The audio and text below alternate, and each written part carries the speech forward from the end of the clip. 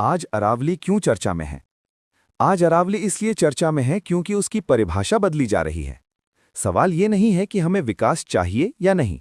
सवाल ये है कि क्या विकास के नाम पर प्रकृति को मिटाया जा सकता है? अरावली क्या है?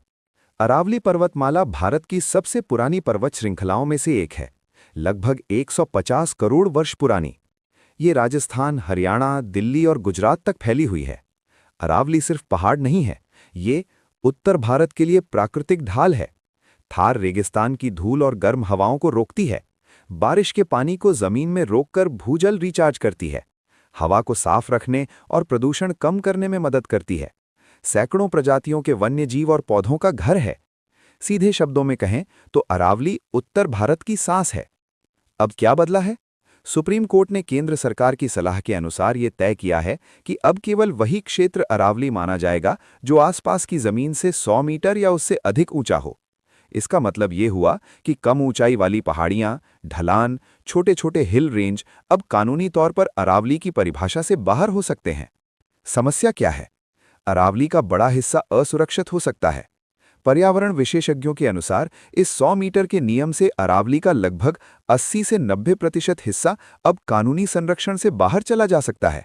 जबकि यही छोटे ढलान और पहाड़ियां पानी रोकती हैं, मिट्टी को बचाती हैं, प्रदूषण और धूल को रोकती हैं। विकास के नाम पर नुकसान का खतरा।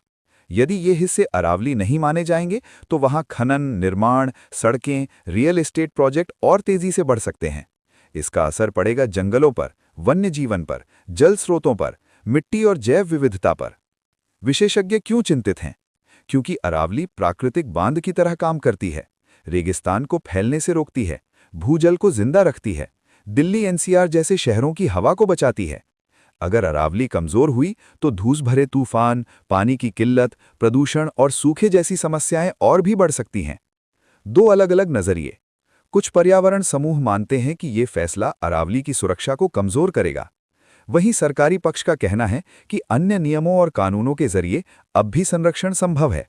लेकिन सवाल ये है कि क्या कागजों पर सुरक्षा जमीन पर भी उतनी ही मजबूत होगी? कुल मिलाकर मुद्दा क्या है?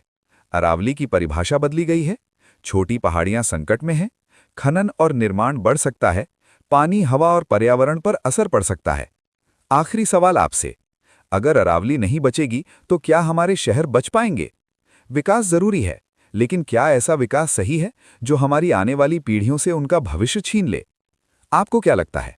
क्या अरावली को सिर्फ नक्शे पर नहीं, जमीन पर भी बचाया जाना चाहिए?